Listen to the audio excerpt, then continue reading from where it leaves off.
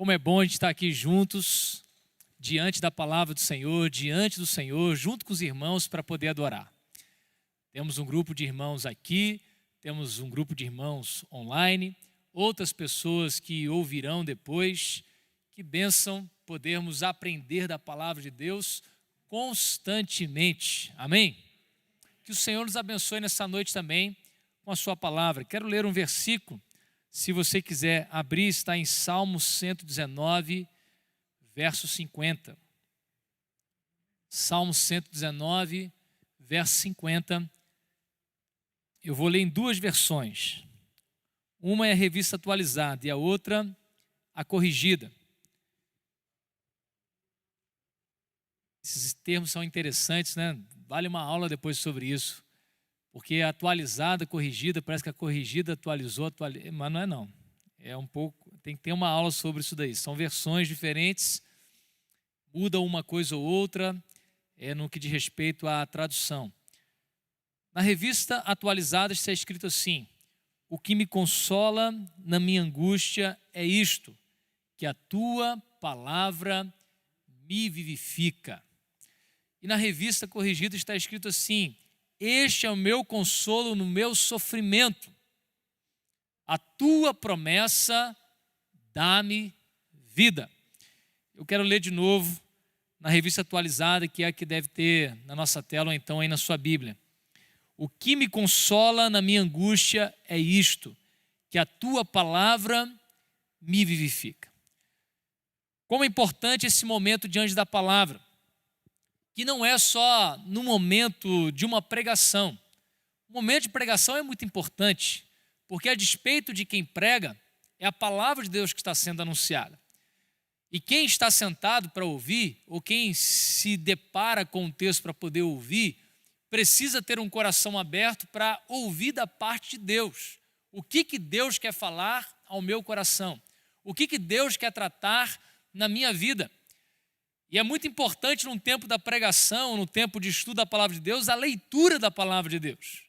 Afinal de contas, é a única parte infalível de um sermão, de um estudo, de qualquer movimento que você faça em torno da Bíblia. Quando você lê a Bíblia, é o único momento que você pode dizer, essa parte é infalível.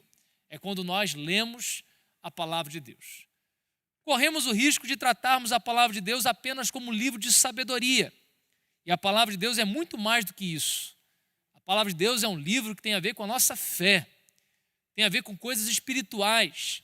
E é tão profundo que diz que a gente não consegue entender apenas com a razão, porque as coisas espirituais se discernem, ou seja, são compreendidas espiritualmente. Então, como que é importante a gente olhar para a palavra de Deus como um texto, como de fato é, de Deus para os nossos corações.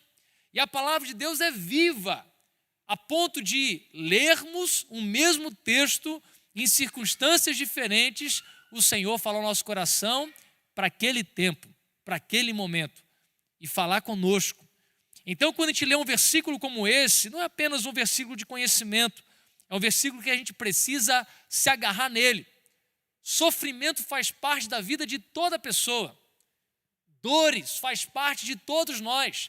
É impossível passar pela vida sem ter sofrimento, sem ter dores, sem ter decepções, sem ter fraquezas, sem fazer o que é errado ou errar. Faz parte da caminhada. Contudo, nós precisamos pegar essa palavra que diz: na minha angústia, no meu sofrimento, a tua palavra me dá vida. É o Salmo primeiro que abrimos esse culto, que diz que é meditando na palavra de Deus que parece florescer vida dentro da gente. A gente sendo comparado com uma árvore que dá suas folhas, sendo comparado com uma árvore que dá frutos, sendo comparado a uma árvore que tem alimento e pode alimentar outros também. Então, a palavra de Deus tem esse poder de transformar a nossa realidade. A palavra de Deus tem o poder de falar ao nosso coração. A palavra de Deus tem o poder de mudar as nossas motivações. A palavra de Deus tem o poder de mudar as nossas emoções, porque a palavra de Deus nos dá vida. Nós estamos no mês de setembro e no Brasil o mês de setembro é da cor amarela. uma campanha brasileira que começou em 2015 com a ideia de lutar pela vida, fazer uma campanha contra o suicídio. O suicídio tem crescido muito no Brasil, muito. E nesse tempo que eu estou falando, eu não marquei o tempo, se já são 5 minutos, eu estou falando, aí você faz as contas, mas a cada 40 segundos, uma pessoa no mundo comete suicídio. A cada 40 segundos. No final dessa mensagem, no Brasil, pelas estatísticas, pelo menos uma pessoa terá cometido suicídio, porque é uma média de 45 minutos. A cada 45 minutos, não é nesse prazo, obviamente que é dividido, né?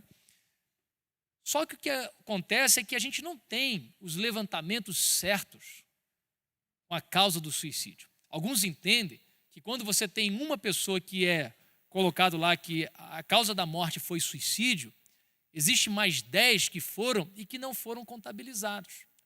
Então nós não sabemos o tamanho disso. Fato é que já é considerado pela OMS, Organização Mundial da Saúde, que suicídio seja talvez a segunda maior motivo de morte no mundo. Entre jovens isso já acontece. E jovens aqui é de 15 a 29 anos. Não sei se você ficou dentro ou se você ficou fora. Eu fiquei fora. Segunda maior causa de morte é o suicídio. O suicídio tem crescido cada vez mais. E o suicídio não dá para explicar o porquê que acontece. Você tem algumas causas que explicam um pouco, a gente quer buscar explicações, a gente quer entender o porquê, o motivo. Pelo menos uma das coisas que mais tem a ver é a depressão.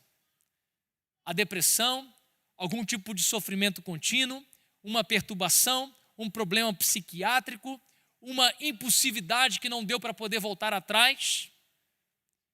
E a gente vive nesse problema como humanidade, porque não escapa nem os que são de Deus.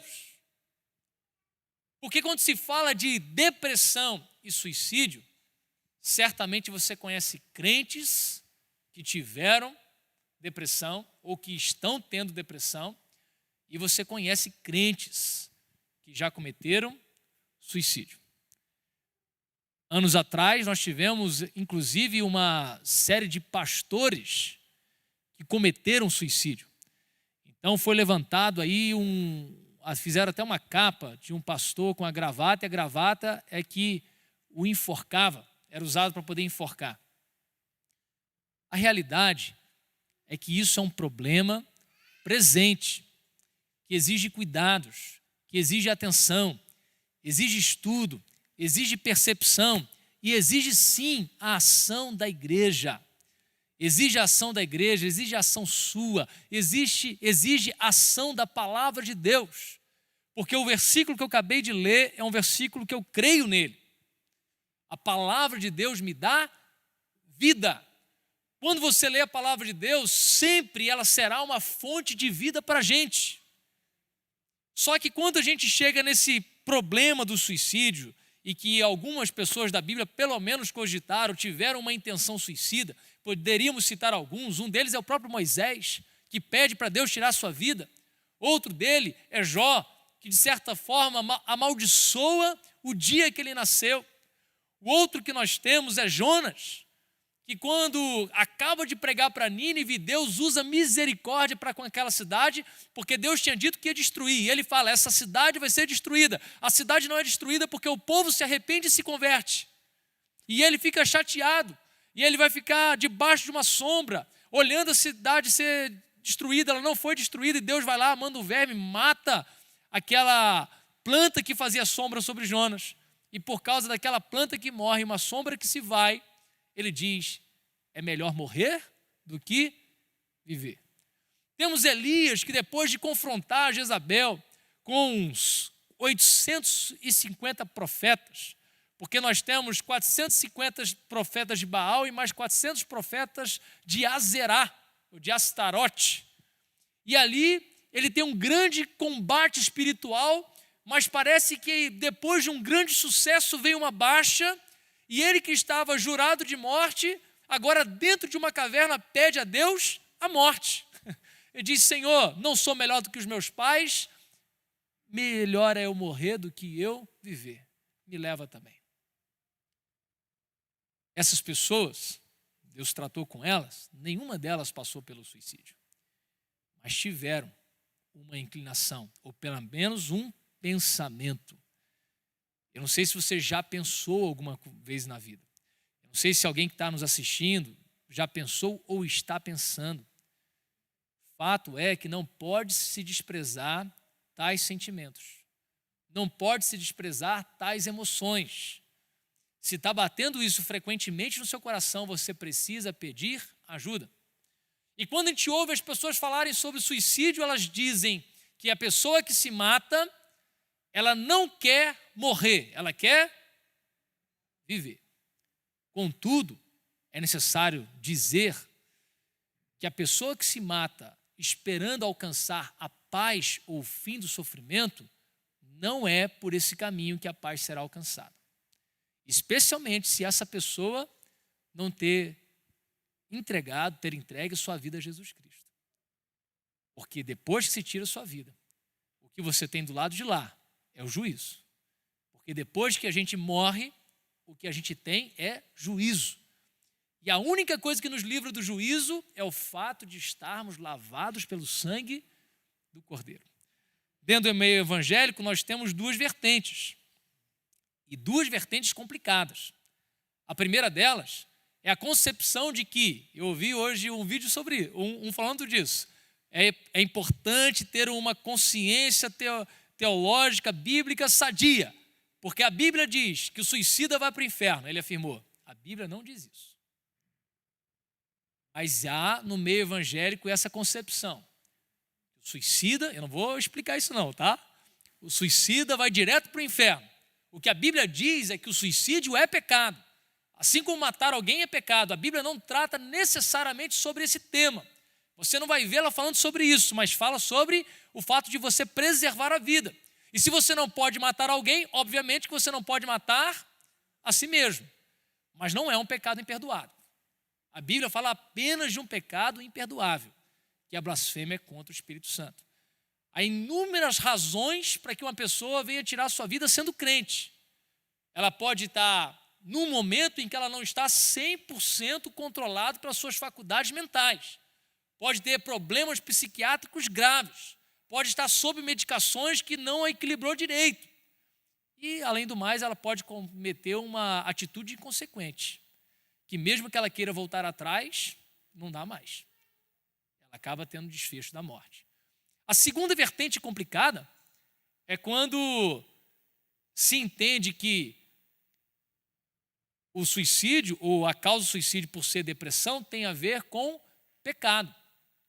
Então a pessoa está mal, está com pensamentos ruins, está pensando em tirar a própria vida, e então chega e diz, isso aí é pecado. E a pessoa agora tem também culpa sobre ela. Isso aconteceu com Jó.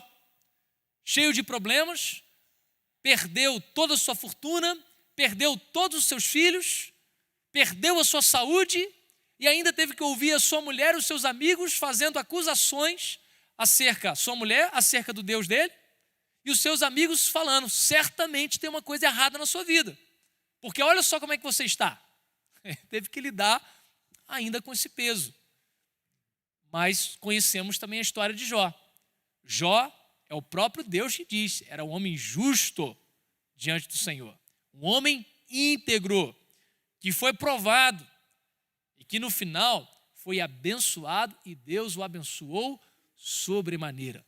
Deu a ele o dobro de tudo que ele tinha, só não deu o dobro de filhos. Alguém já interpretou, porque filho não se perde, filhos estão guardados diante de Deus. Ele recebeu então mais 7, não perdeu. Bom, eu quero trazer então algumas passagens bíblicas que podem nos ajudar com relação a esse tema. Seja para tratar o nosso coração, seja para tratar um coração de uma outra pessoa. É importante a gente ter cuidado com o que a gente pensa. E a palavra de Deus fala sobre isso. Por exemplo, Colossenses capítulo 3, verso 2 diz assim, pensai nas coisas do alto. não nas que são aqui da terra. E frequentemente, o que mais nos traz angústias não é o pensamento acerca das coisas do alto, é o pensamento acerca das coisas da terra. É sobre os nossos bens, é sobre os nossos sonhos, é sobre os nossos propósitos, é sobre o que a gente perdeu. Você já ficou muito chateado por ter perdido alguma coisa? Muito chateado. Às vezes parece que a gente fica mais chateado ainda quando a gente deixou de ganhar, quando a gente pensa que poderia ter ganhado mais, poderia ter se saído melhor, e parece que fica mais chateado ainda por ter perdido algo que nunca teve. Estranho isso, né? Nunca teve, mas dá uma sensação de que perdeu. Aí você fica muito chateado. E ainda Filipenses 4:8 diz assim: finalmente, irmãos, tudo que é verdadeiro, tudo que é respeitável, tudo que é justo, tudo que é puro, tudo que é amável, tudo que é de boa fama, se alguma virtude há e se algum louvor existe, seja isso que ocupe o vosso pensamento. Nós precisamos aprender a dominar a nossa mente. É óbvio que se você precisa de cuidados a mais, e a gente vai falar sobre isso também, se você não está bem emocionalmente, nessa pandemia, todos nós, de alguma maneira, fomos atingidos. Quem não foi atingido, não vou pedir para levantar a mão. Não vou pedir. Todo mundo foi atingido. A gente com as crianças não está sendo fácil dar aula para eles em casa. Não está. Tirei uma semaninha de férias e no meio das férias, aula com as crianças, administrando. Não, hoje vai matar as aulas, a gente tenta dar à noite, não consegue dar. Olha, foi uma loucura. Então não está sendo fácil para ninguém. E mesmo que você tenha um psicológico equilibrado, emoções equilibradas, não tenha tendência à depressão, tenha uma personalidade talvez mais tranquila, todos nós de alguma maneira fomos atingidos. Precisamos de companhia, precisamos de atenção, precisamos de amigos, precisamos de irmãos, precisamos de crescer na palavra de Deus. Há famílias felizes da vida porque elas se aprofundaram nas coisas de Deus. Nossa família ficou mais unida, a gente leu mais a palavra, mas eu sei de famílias que aconteceu o inverso. Não são poucas, infelizmente. Descobriu problemas na família, pelo menos vão poder tratar. Várias coisas começaram a aparecer, desacertos na família, a família não estava estudando Bíblia nada, pelo contrário, as discussões aumentaram, as dificuldades aumentaram. Então todos precisam de um renovo. O que me traz consolo é isso, que no meu sofrimento a tua palavra me dá vida. E eu pesquisando sobre o tema, eu vi uma palavra sala de prosa com o pastor Jeremias e o pastor Hernandes, eles falando sobre o tema do suicídio. E falou como que é importante a gente ter um amigo para poder conversar.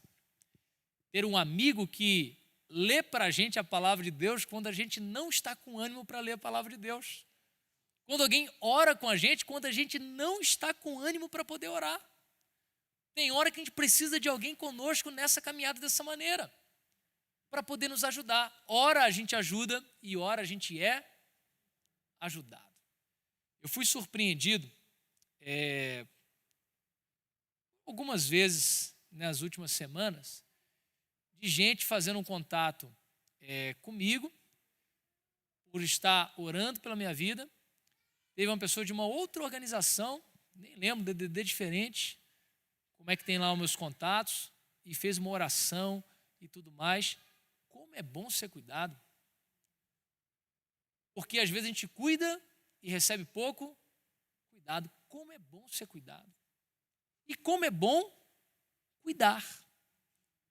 Como é bom cuidar. Como é bom ser usado por Deus. Como é bom você poder orar por uma pessoa e saber que aquela oração fará diferença. Não por causa das palavras que você usou. Não por causa do conteúdo. Que oração bonitona. Não. Mas porque você orou junto com aquela pessoa ao Deus Todo-Poderoso. E é esse Deus Todo-Poderoso que tem o poder para transformar aquela vida. Quero, então, pensar em alguns textos a partir desse tema, entendendo que nós passamos por sofrimento, passamos por dores, passamos por momentos depressivos. Sofrimento pode ser algo mais contínuo na vida de uns. Sofrimento, via de regra, tem etapas, passa. Angústias passam, nervosismo passa. A gente precisa entender esse tempo, saber administrar, mas, sobretudo, conservar o nosso coração diante do Senhor. E se há sinais de baixa, de depressão, procure ajuda. Procure ajuda.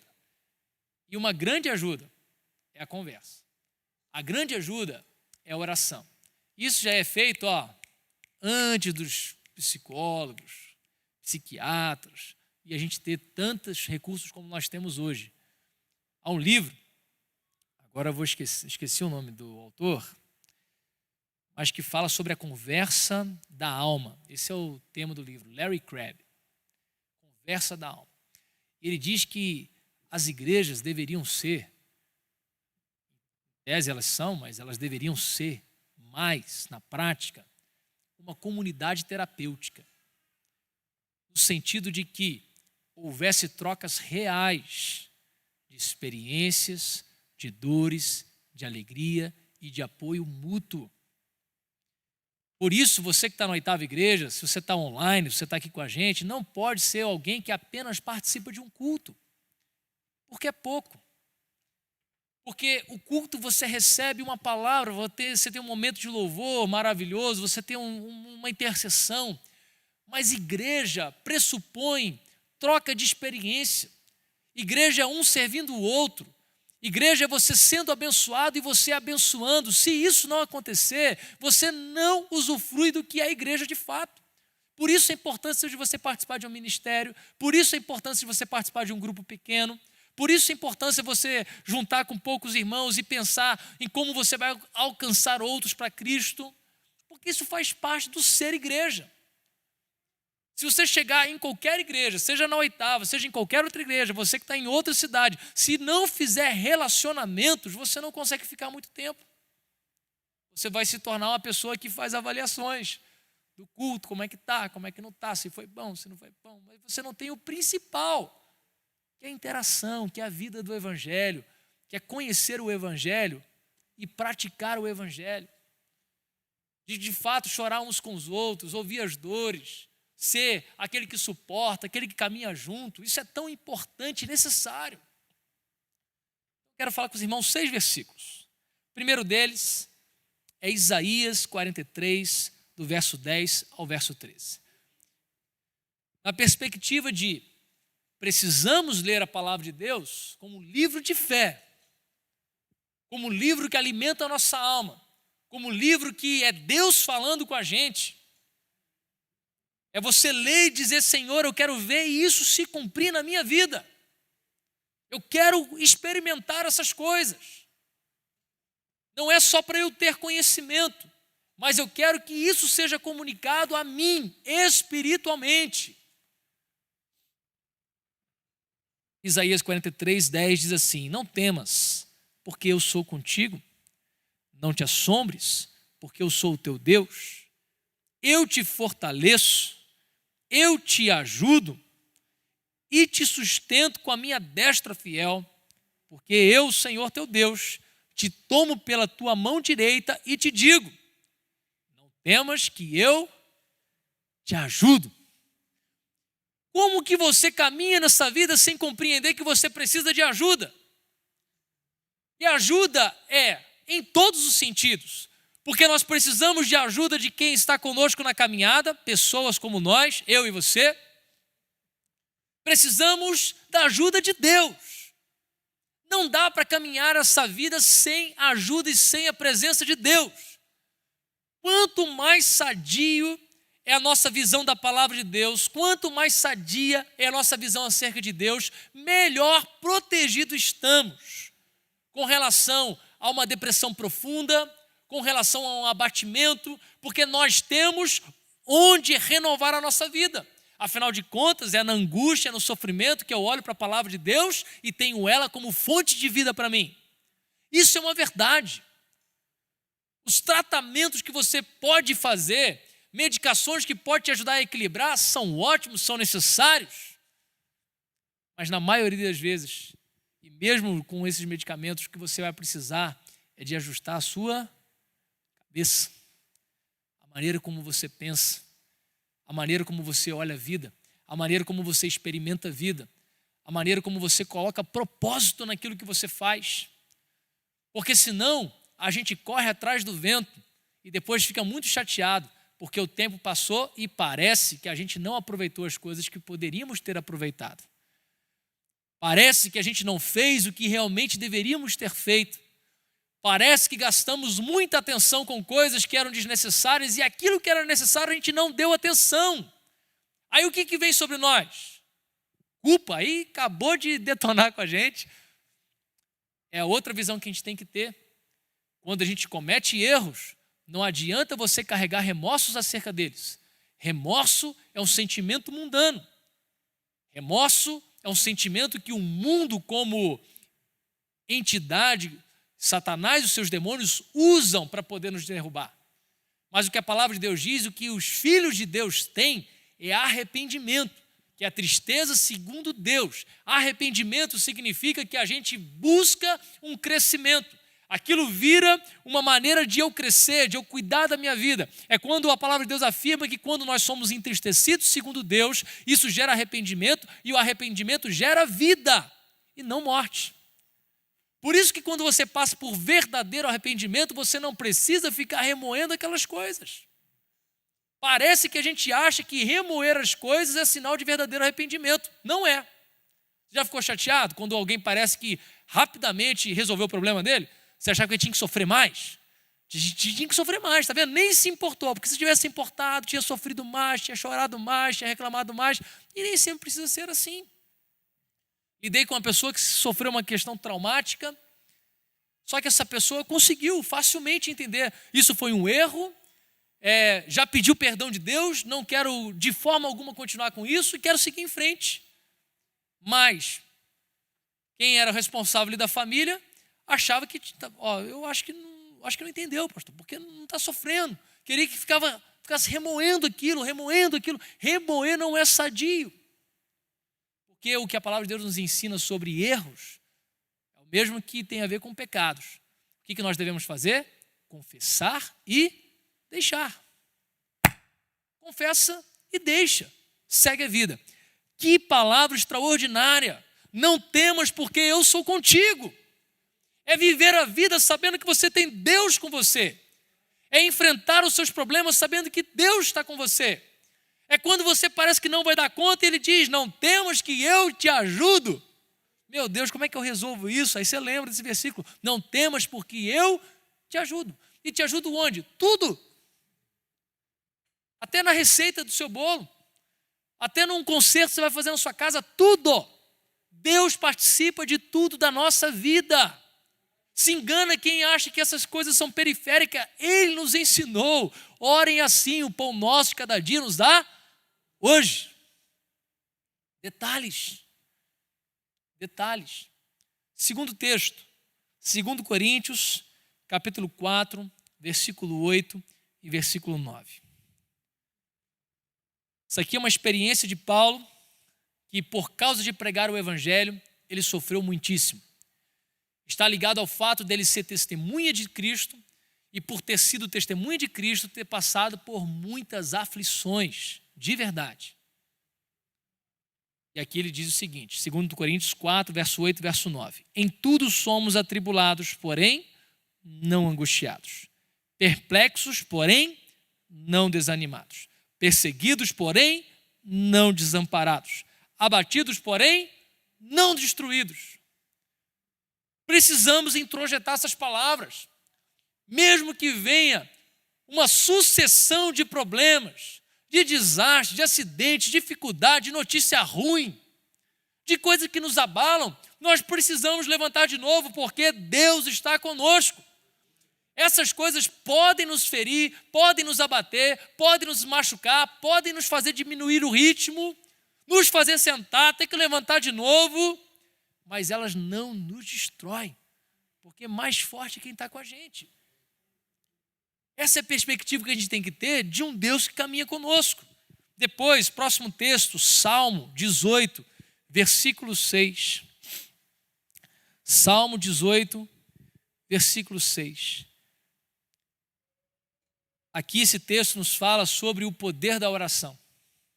O poder de quem clama a Deus no meio da angústia. Eu acredito que todos aqui que já entregaram sua vida a Jesus Cristo já tiveram um momento de angústia na vida que clamaram a Deus. Eu tenho certeza que vocês já foram respondidos. Eu tenho certeza. Eu acho que uma das situações dessa que mais me marcou é quando Isaac estava com uma crise de asma fortíssima, já tinha tomado muita medicação na veia, já tinha feito várias coisas, não tinha jeito. Ele ia para o CTI. E não é uma coisa legal, não. Abala a gente. E abalou muito minha esposa. E naquele momento ali, a médica ia sair um pouquinho, ia voltar para preparar. Nos 20 minutos que ela ficou fora, nós fizemos uma oração com ele e pedimos ao Senhor: socorro, Senhor, socorro, faça um milagre.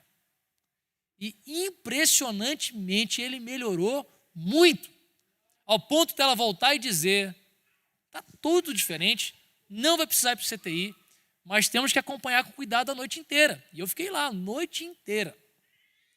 A medicação que tinha que dar de 1 em 1 hora, eu acordava. E olha que eu tenho sono pesado, hein? Eu dormia sentado lá, botava o reloginho para despertar 5 minutos antes da enfermeira entrar, para não me pegar lá, né, babando. Levantava antes dela, ia lá e eu administrava. Tem certas coisas que eu acho que pai e mãe faz com mais zelo. Salmo 18, 6. Na minha angústia invoquei o Senhor, gritei por socorro ao meu Deus. Ele do seu templo ouviu a minha voz e o meu clamor lhe penetrou os ouvidos. Penetrar o ouvido é quando tem um som fora da sua casa e que está entrando na sua casa. Então é essa expressão que o salmista usa de ter gritado a Deus, e o grito dele. E é obviamente que não é por causa do volume de voz, mas isso tem a ver com aquilo que está na alma dele, e ele fala com Deus e diz que entrou no ouvido de Deus a necessidade dele. Deus o atendeu. Não despreze o poder da oração. Não acha que a oração é só para você agradecer seu café, é muito bom, o seu almoço é muito bom, orar para abençoar sua noite de descanso é muito bom. Oração é recurso para você ter socorro da parte de Deus, socorro bem presente nas tribulações. Você clama a Deus e Ele te assiste onde ninguém pode te assistir. Eu queria tanto um abraço de alguém, talvez não tenha ninguém para te dar um abraço, mas você pode clamar a Deus e Ele pode te abraçar. Diz que no momento de angústia de Jesus, e angústia tal, que ele começou a suar sangue, o Senhor envia anjos para consolar Jesus.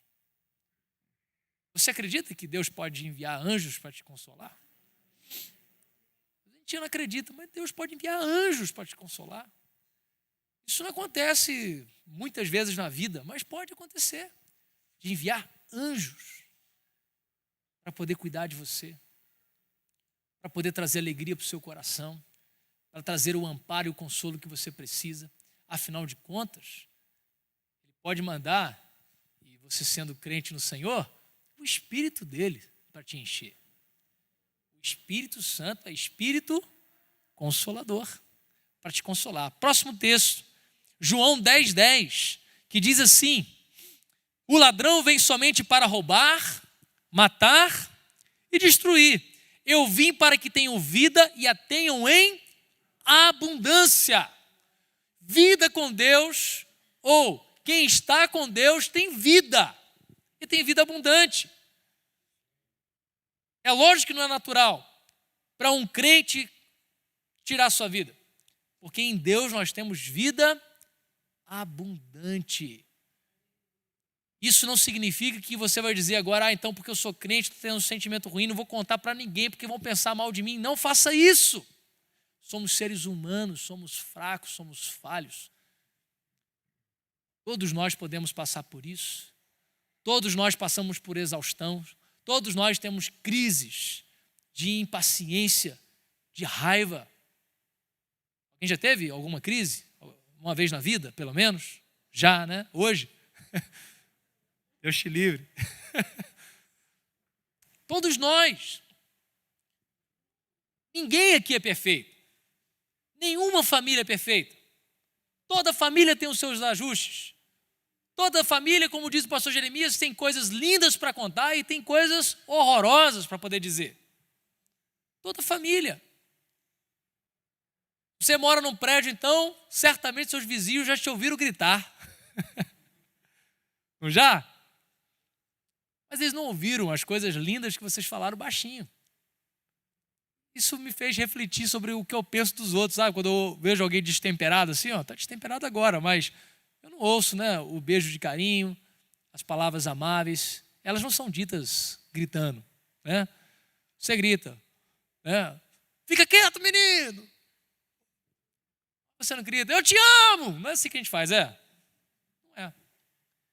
Geralmente é lá no ouvido, faz o carinho na cabeça, né? O Senhor veio para nos dar vida. E se você está sem vida, quem pode te dar vida é Jesus Cristo. Não, eles são úteis, entenda o que eu estou falando, tá? Mas não é o psicólogo, não é o marido, não são os filhos, não é o trabalho, não é o sucesso profissional que vai te dar vida. O único que pode dar vida é Jesus. E tudo que te tira a vida tem a ver com o ladrão, que não é Jesus. E que também não é a sua família. São demônios, são seres espirituais maus que trabalham para te destruir. E você acha que quem veio para matar e roubar, destruir, você acha que pega leve? Pega não. Então, quando você tiver alguns problemas sérios assim, pensa que tem alguém por trás daquilo ali. Não é que sai manipulando as pessoas, mas ele joga com tudo.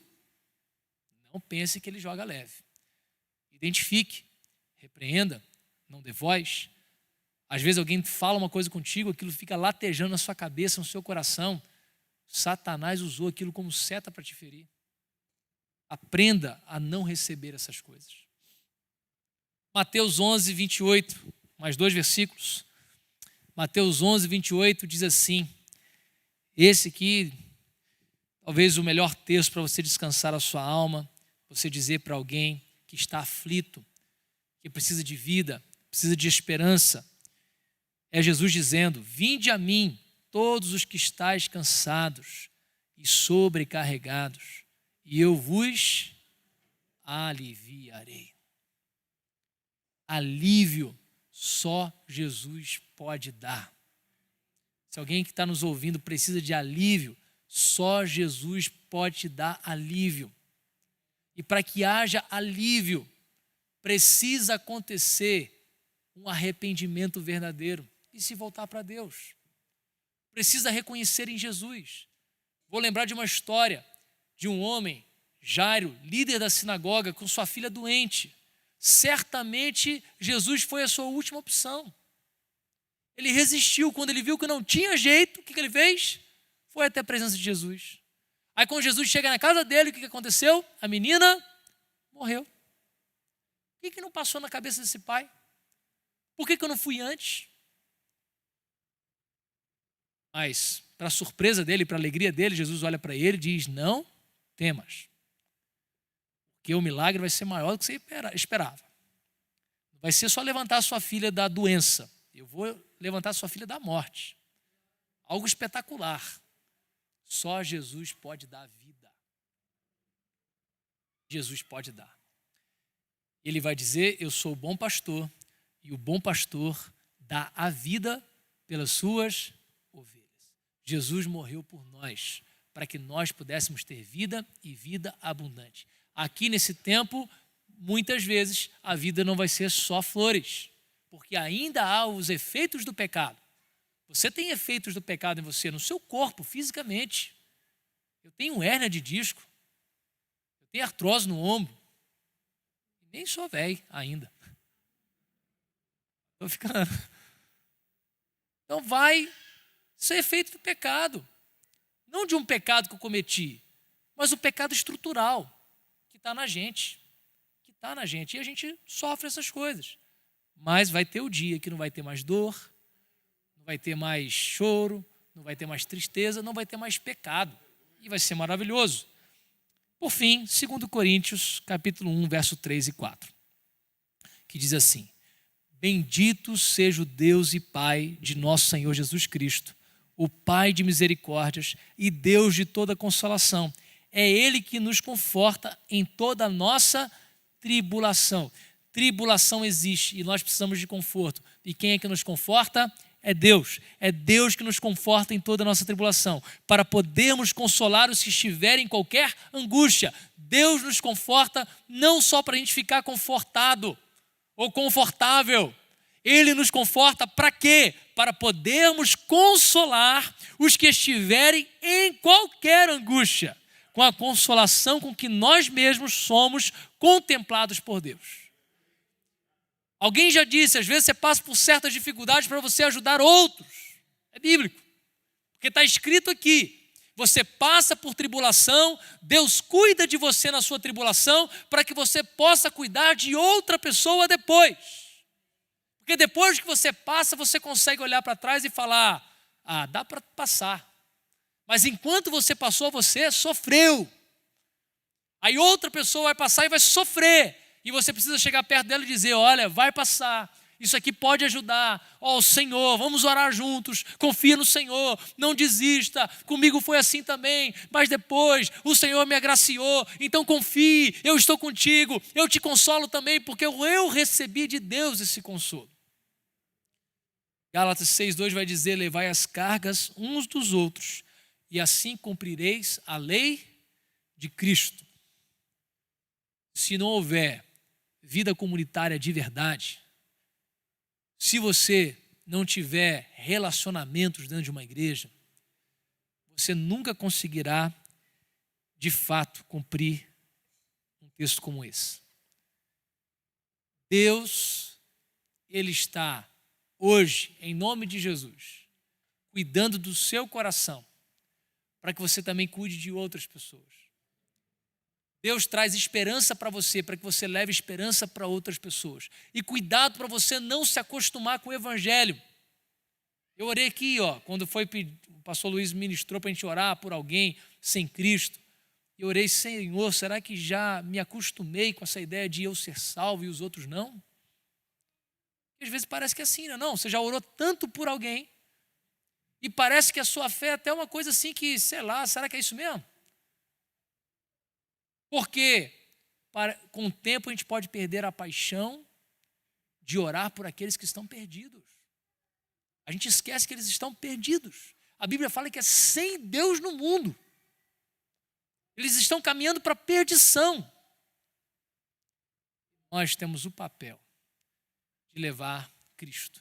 Eu não tenho dúvida de que muitas pessoas que cometem um suicídio, se houvesse uma pessoa falando do evangelho para elas, do amor de Deus por elas, desse sentido de vida a elas, tal coisa não aconteceria. Eu fecho com o exemplo do carcereiro. Quando Paulo está preso e acontece um milagre, as portas se abrem, o carcereiro fica desesperado e ele puxa a espada para se matar. Mas Paulo está lá. E o que Paulo faz? Grita. Ele não fica quietinho, não, ele grita. Não te faça nenhum mal. Estamos todos aqui. E vai até aquele carcereiro. Prega o evangelho para aquele carcereiro. Ele se converte. Vai para a casa dele. Fica até a alta madrugada. Janta lá. Os seus ferimentos. O carcereiro cuida, limpa. Trata dos apóstolos. Ele batiza toda a casa do carcereiro. Ele abriu a boca para falar, para consolar, para dar esperança. E não é esperança de palavras. Porque às vezes a gente quer dar esperança de palavras. Vai passar, só vai passar. Não, vai passar porque Deus está contigo. Você tem que ministrar o evangelho, Jesus Cristo. Amém? Convido você a ficar em pé. Nós vamos orar.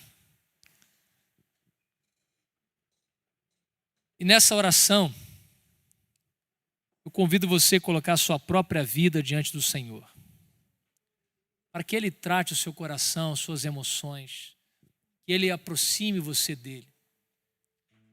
E depois, que o Senhor abra os seus olhos, que o Senhor coloque compaixão no seu coração, em favor de outros. Que esse evangelho não seja desfrutado só por você. Na verdade, quando você fala do evangelho para outra pessoa, quando você cuida de outras pessoas, aí é que você desfruta ainda mais do evangelho. É tão bom ver Deus fazendo transformação na vida das pessoas. É tão bom vendo pessoas sendo resgatadas do inferno. É tão bom ver pessoas destruídas sendo levantadas. É tão bom. Senhor, estamos num mês que há essa campanha no nosso país. Uma campanha em favor da vida, de muita instrução, de muito apelo, para que as pessoas se cuidem, para que as pessoas tenham mais compaixão por aqueles que sofrem, para que as pessoas deem mais atenção àquele que às vezes pede atenção, e muitos dizem, ele está querendo só chamar atenção, e precisa então de atenção. Dá para a gente um coração compassivo, que não olha só para a gente, que não olha só para o nosso tempo, que não olha só para as nossas atribuições, que não olha só para o que a gente tem que fazer e entregar, mas que tem olhos para quem está do nosso lado, para quem está no meio do nosso caminho, para quem convive com a gente, para quem participa com a gente dentro de um ministério da igreja. Que haja cuidado entre nós, Deus. Cuidado, cuidado. Obrigado, Deus, pela Tua presença na nossa vida. Obrigado porque temos certeza da nossa salvação, porque em Cristo nós fomos salvos e resgatados. Obrigado porque nós não temos dúvidas de que a morte foi vencida de uma vez por todas. Que o Senhor é a nossa esperança. E a nossa esperança não está no fim. A nossa esperança está na restauração de todas as coisas. Está no novos céus e na nova terra. Na vida abundante que o Senhor tem para nós. Por isso eu peço, Deus, visite o coração daquele que está com depressão, que está tratando, que está buscando ajuda, daqueles que estão fechados ainda, que precisam se abrir. Coloque na cabeça deles, Deus, que eles precisam buscar ajuda. Deus, que o Senhor nos dê um olhar de cuidado para aqueles que estão na nossa família, que dão sinais. Deus, livra de haver suicídios na nossa igreja em nome de Jesus. Pedimos a Tua proteção sobre o nosso povo, sobre a mente do nosso povo, sobre as atitudes do nosso povo. Guarde-nos, Deus, em nome de Jesus. Somos tão propensos a erros, a falhas. Livra-nos de nós mesmos. Cuida da gente, Senhor. Deus, que o Senhor, por meio de pregações, por meio de conversas, por meio de orações, por meio da vida da igreja, o Teu povo seja edificado, seja fortalecido, seja animado. Ó Deus, visita-nos porque precisamos do Senhor. O nosso país, Deus, que o Senhor tenha misericórdia, levante a igreja para poder proclamar esperança àqueles que estão sem esperança, vida para aqueles que estão literalmente vivendo a morte. Ó Deus, nós queremos ser instrumento nas Tuas mãos, dá-nos visão de como o Senhor quer nos usar, em nome de Jesus. Amém e amém. Muito obrigado por estar conosco, assistir esse vídeo. E eu quero lhe pedir duas coisas. Primeiro, dê o seu like, gostei. Segundo, compartilhe esse vídeo. Peça a seus amigos para se inscrever no canal da Oitava. Amém? É bênção para você, para os seus amigos e para nós também. Um abraço, hein?